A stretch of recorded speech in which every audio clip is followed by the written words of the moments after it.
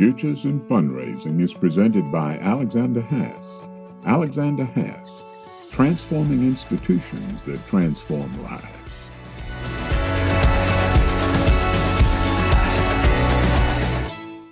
Welcome to Futures in Fundraising. I'm David King, president of Alexander Haas, and your host for Futures in Fundraising. We're very excited to have with us today Tom Jennings, Vice President of Advancement and President of the FSU Foundation at Florida State University. Welcome, Tom. Thanks, David. Great to be here. Tom, I know that you guys are in the process of closing out a $1 billion campaign at Florida State, the largest campaign in the university's history, and I would be remiss if I didn't start out by congratulating you and your team on that great accomplishment. Well, we're extra excited here. It was an 8-year effort and obviously a lot of hands on deck, and we had a lot of really great contributions from our donors, first of all, and certainly from our staff. We had great leadership from the president, provost, the athletic director, and my vice president colleagues. So as you know, these kind of things take a lot of people over a long period of time. And we're just fortunate at Florida State to have a lot of people who care about this institution deeply. Well, we often say to all of our clients that it doesn't matter the size of the campaign, the last 10% is the hardest part. It's true. Tom, I wanted to talk to you some, when the way that we sort of came together to do this episode of Futures in Fundraising is we were having a discussion about the tax law change and how it specifically affects athletic fundraising in universities. And for those of our viewers who might not know this, I'm sure all of our viewers who are in higher education do. As part of that tax law change in 2017, the 80-20 rule was repealed. And the 80-20 rule was a rule that allowed donors who gave money to athletics and received access to tickets, event tickets in exchange as part of that donation, not in exchange, but as part of a benefit of that donation. Those donors in the past could deduct 80% of that gift as a contribution, and 20% was considered to be the fair market value of the gift. And I'm using air quotes here because that 20% was a completely arbitrary number that Congress came up with and stuck to it. But that was the rule. There are some broader issues around counting that I want to get into later, but I wanted to ask you specifically to start with about the 80-20 rule change.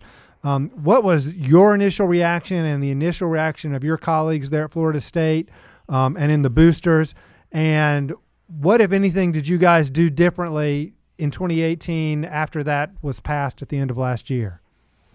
Great questions. We took a deep breath when that was all coming through because, as you recall, last November, December, it was pushed through pretty quickly. Yeah. And our athletic fundraising group at Seminole Boosters didn't have a lot of time to respond and react immediately.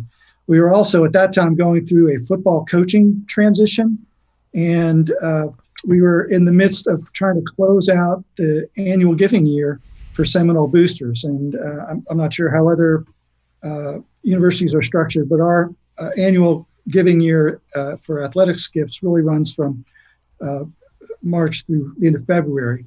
Fiscal year runs July to June, and the tax year for our donors, of course, runs from January to December. So you've got a lot of moving parts going on and a lot of changes coming very quickly. We had some great conversations with the Seminole Booster Board of Directors leaders who were very reassuring. Now, we also knew that that's a group that is the choir, and they have been giving at a high level to the university for many, many years. But they worked to reassure us that people were going to still continue to give to the university as a whole and to athletics, regardless of what their tax deductibility was. We also were reading and hoping that this was going to be true, that the folks at the very highest end of the donor pool were still going to be able to deduct many of their charitable gifts, and the folks at the very low end of the donor pool might not be itemizing deductions on their tax forms, and so that might not affect them that much anyway. As it relates to the 80-20 rule, you're exactly right that it was an arbitrary compromise value because it was too difficult to put a fair market value that was uniform, that was consistent across all universities. So that was before my time, but the 80-20 rule was what worked out. We had conversations at Florida State before that, though, about what should count in our campaign, what should count in our annual numbers, what case counts versus what they don't count. And our view is that while the federal government allows donors to itemize deductions prior to 2018 and deduct 80% of that, it's really the case that 100% of the money that they give to athletics goes to the work of the athletic department and to the mission, to support the mission of the athletic department at the university. So we believed that 100% of the donation should be counted toward the university's total, because even though the donor gets some seat advantages or parking advantages and so forth as a result of that gift, the money was still going to support the athletics program. And so we've been in that conversation for quite a while. When we got into that conversation, that led us to, well, what about other memberships, like the alumni memberships and so forth? And case guidelines and VSE and others don't allow us to count those in our fundraising totals. And there's some good rationale for that. But on the other side, the rationale is alumni dues contributions, same thing. It's an arm of the university that promotes the mission and good work of the university. And so 100% of the dollars that comes into the Alumni Association or our Seminole Boosters goes to support the mission of the institution. So we, from a donor relations standpoint, believed that those contributions, even if they got some perks for it, were fully contributing to the mission of the institution. Mm-hmm. So that was the gist of the article that my colleague and partner Arthur Chrysilis wrote, saying why shouldn't we count 100%? It's all benefiting the institution. And the fact that it was previously the 80% was connected back to tax law that doesn't even exist. Why would we go back to counting 80%? And he was really writing in response to cases, sort of reversal on that, saying, okay, you can count 80% in your campaigns. And Arthur was saying, well, if we're going to count 80% based on a tax law that doesn't even exist, why don't we just count it all? Which I think is where you guys were philosophically, although maybe not in practice at that point. Well, we had already made the decision to move in that direction for our donor credit, because what the federal government allows you to itemize is different from what we want to count for our donors' right. Giving records. So, for example, when we're creating a lifetime giving record for a donor at Florida State University, we believed that those donors should get credit for 100% of the contributions they made to the institution. And so as we were developing donor societies, and I'll tell you the context this came up with, we at Florida State did not have, until about 2 years ago, a comprehensive lifetime giving society for every gift that you as an alumnus or alumna might have made to the institution. So people were giving to Seminole Boosters for athletics. They were giving to the FSU Foundation for curricular or academic and co-curricular gifts. They were giving to the Alumni Association. They were giving to the Ringling Museum of Art in Sarasota. We didn't have a comprehensive recognition for that. So when we started putting that together, we looked at the 80-20 rule. And when we were thinking about how to credit donors for their overall giving to the institution. And we believed that the 80-20 rule was not irrelevant, but it wasn't giving the donors to the institution the credit that they deserved. So at that time, as we were developing our giving histories for our donors, we decided to move forward and give them donor credit internally for their 100% for their gifts to Seminole Boosters and athletics and to the Alumni Association. So we made that it was a donor stewardship decision for us we've already made. Yeah, because if the donor gives you $10,000, even though they can only deduct $8,000 of it, you still have $10,000, and they no longer have $10,000. That's right. That's exactly right. Another way that when Arthur and I were discussing this prior to the article, one of the comments that I made to him about it and how I feel like the counting and accounting of philanthropic contributions should be disconnected from tax code is you have donors at Florida State, and I've interacted with lots of donors over my career who have given away so much money that the gift they make this year is not even tax deductible anyway. They have carry forwards and they've already reached limits. So, if you sort of take this idea of connecting counting to the tax code out to an extreme, you might say, well, if the donor, if they're at their limit and they can't deduct it, then we don't count it at all. And that's certainly not how we've behaved as institutions. True. Very true. And also for campaign counting purposes and for some recognition societies, we count pledges that might be made over a 5-year period. And so it gets complicated for credit in a number of different ways that don't align with the tax code. Great. Well, we're talking with Tom Jennings today about the impacts of tax law change on athletic fundraising in higher education. We're going to take a very short break, and we'll be right back.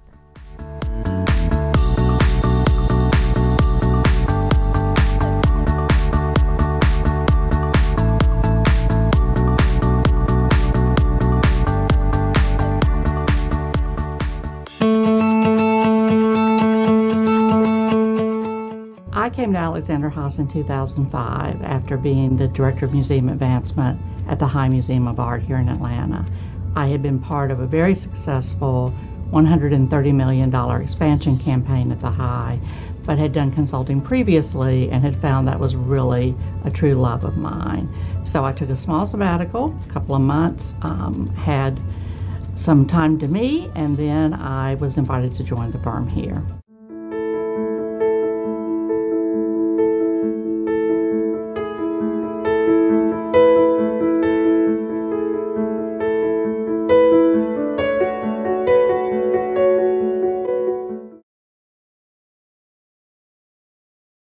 All right, we are back on Futures in Fundraising. Our guest today is Tom Jennings, Vice President for Advancement and President of the Florida State University Foundation.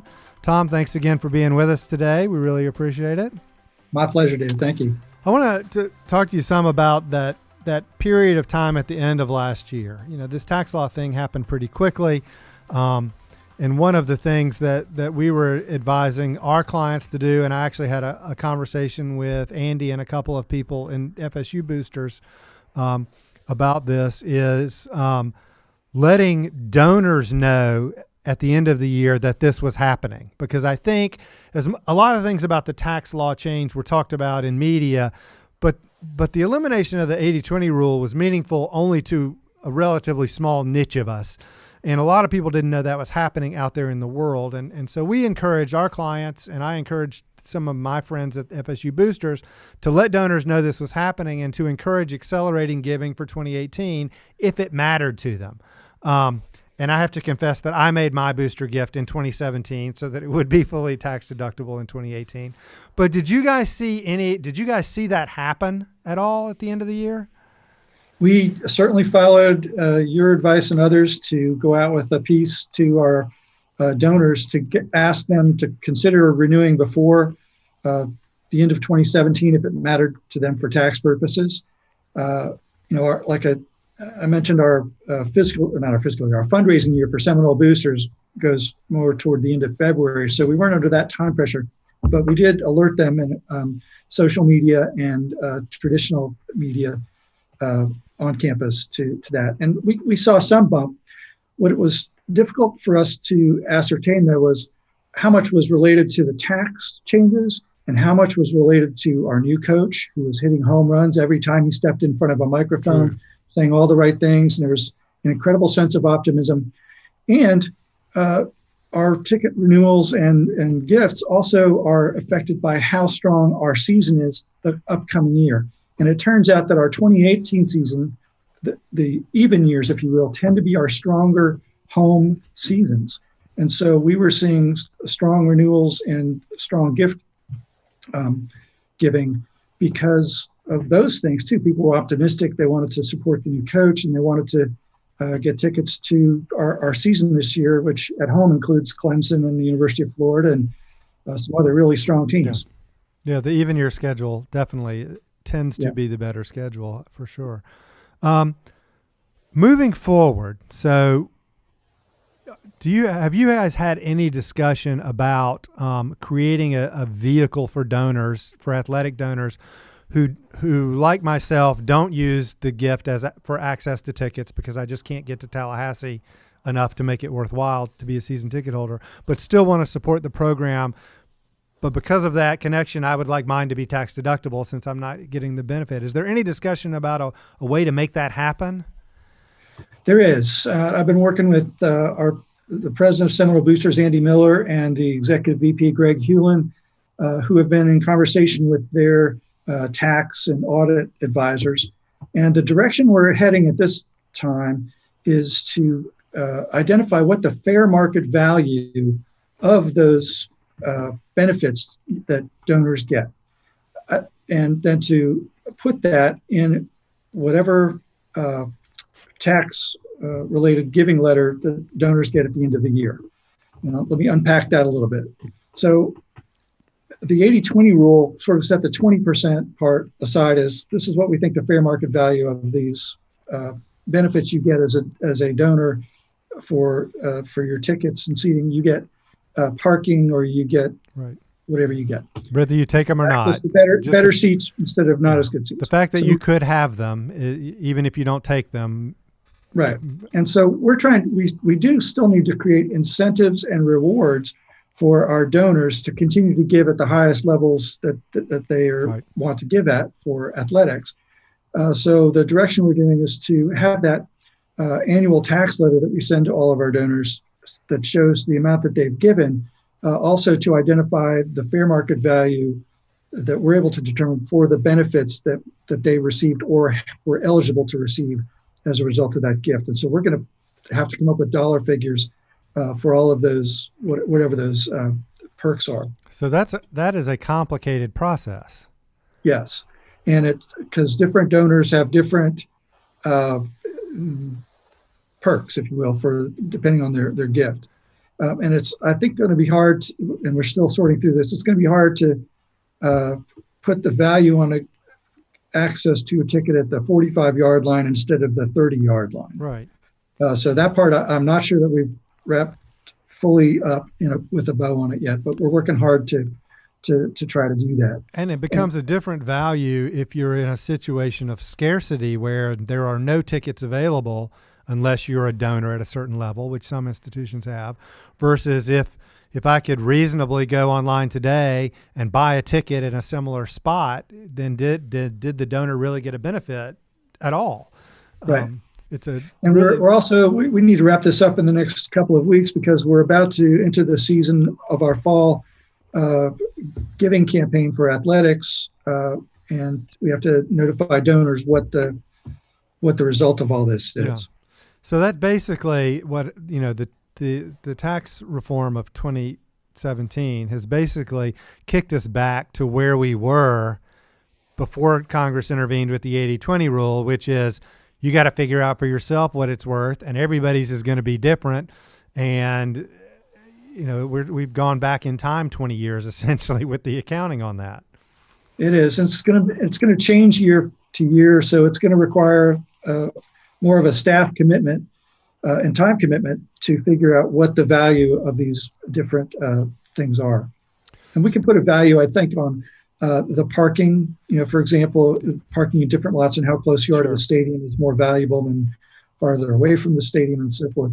But I think there's going to be some areas, not just Florida State, but other universities are going to struggle with putting a value on, especially seat location. Yeah, I think that's true. It's a really complicated matrix, and it can change, probably not year to year, but it certainly can change over time depending on how the program's performing.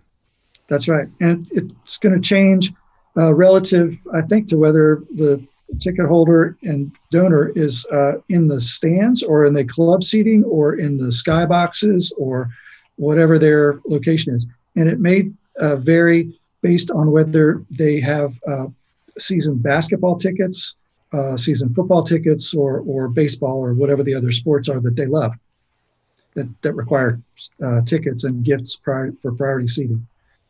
So you've been involved in CASE for a long time. I almost said very long. I don't mean to say that. For it's a long time. Almost very long now. So CASE started out with nothing counts. I imagine that there was some uproar about that. And so now they pulled back to, let's go back to the 80-20 rule. But the sense that I get from talking to to our clients and then just people I know, especially in the Power 5 conferences, is that most people are going where you're going, which is we're going to count it all. Do you think Case will have to move there or will move there? What do you think's going to, I mean, we're at a bit of a disconnect with the member institutions sort of moving in their own direction, different from where Case is trying to go with this. I'd say two things about that. One, it's probably time for Case to reconvene a commission to take a look at this issue. And I recognize, too, having worked in my past at Davidson College and Washington and Lee, they are in a much different place with their athletic programs than teams like Florida State or others who are in a Power 5 conference and have a lot of revenue, gift revenue around it. So there are a lot of different institutional types. And so the counting all athletic dollars favors those schools that have large athletic programs. So I think there needs to be some coming together, and Case is in a great position to convene a commission to take a look at this issue, and using the 80-20 rule, the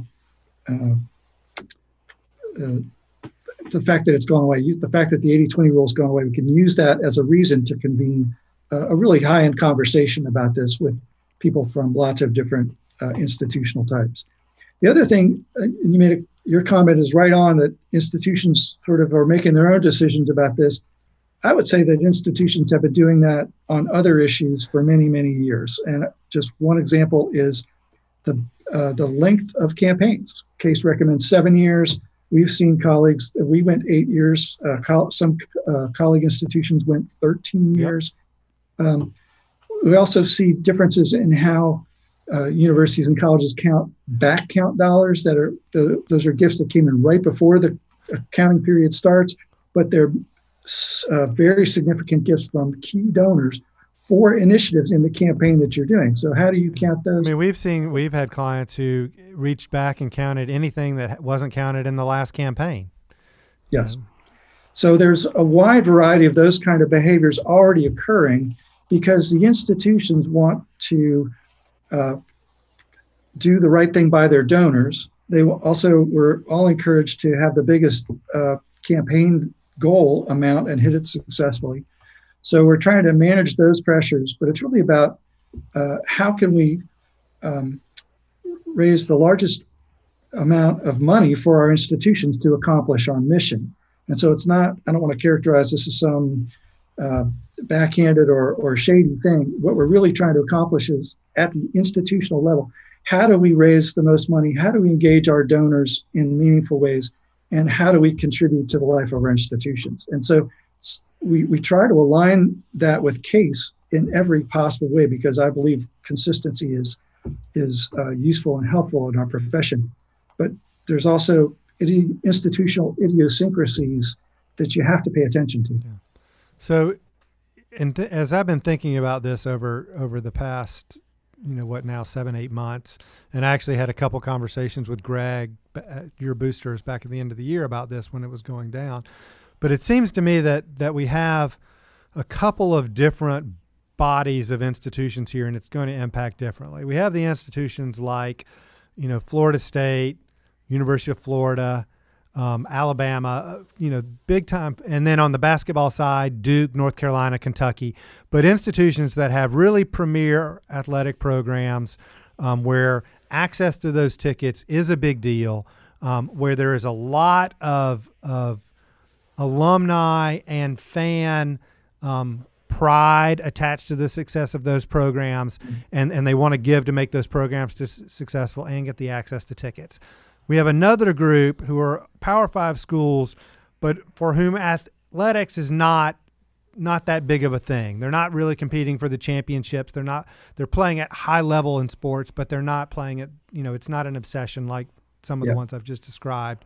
And then we've got the schools, you talked about Washington and Lee and others who are playing, Division II, Division III, FCS level, where it's even sort of a different pool. And it seems to me from all the institutions we worked with that athletic fundraising, as you move down that hierarchy a little bit, from the programs that are competing for national championships in multiple sports year in and year out, to the group that are playing high-level Power 5 sports but aren't really competing for championships, to the groups that are playing in the lower divisions of sports. That fundraising for athletics gets harder as you move down that tier, and that this 80-20 rule repeal probably has not a dollar-wise impact, but an impact in terms of making fundraising harder on those other institutions than it does institutions like Florida State and some of the big-time athletic programs.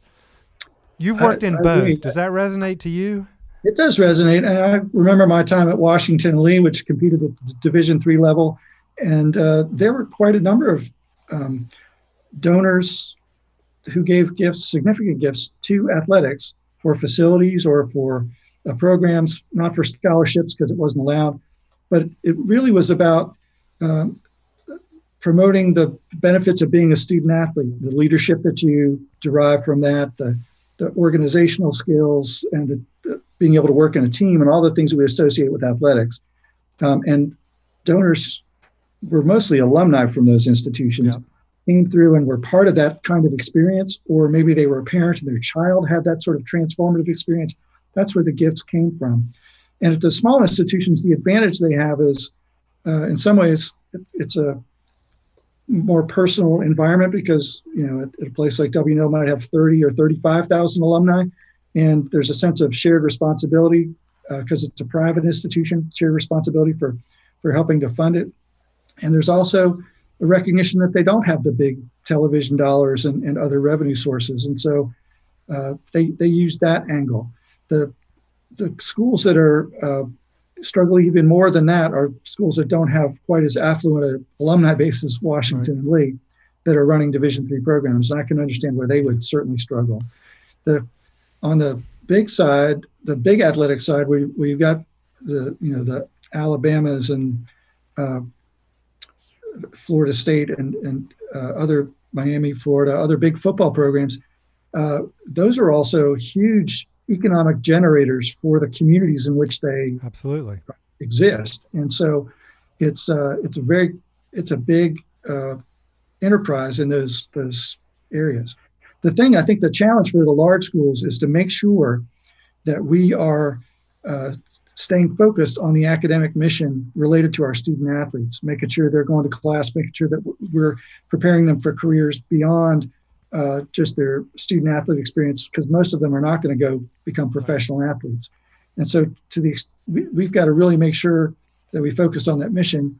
Otherwise, the narrative gets sidetracked into it just being entertainment, which there's obviously an entertainment element to intercollegiate athletics. But I think we've got to really focus on why that's important to maintain at a large university setting. Yeah. Well, it's opportunity and access, right? Yes. For a lot of those kids. Well, Tom, I really thank you for joining us today. It's been great to have you. Very interesting topic, one that we may need to revisit in a few months and see where things have gone with legislature. We usually try to be somewhat agnostic here on Futures in Fundraising, but I can't leave you without a Go Noles. Thanks for being here. It was great to have you. And everyone, join us next time for the next episode of Futures in Fundraising.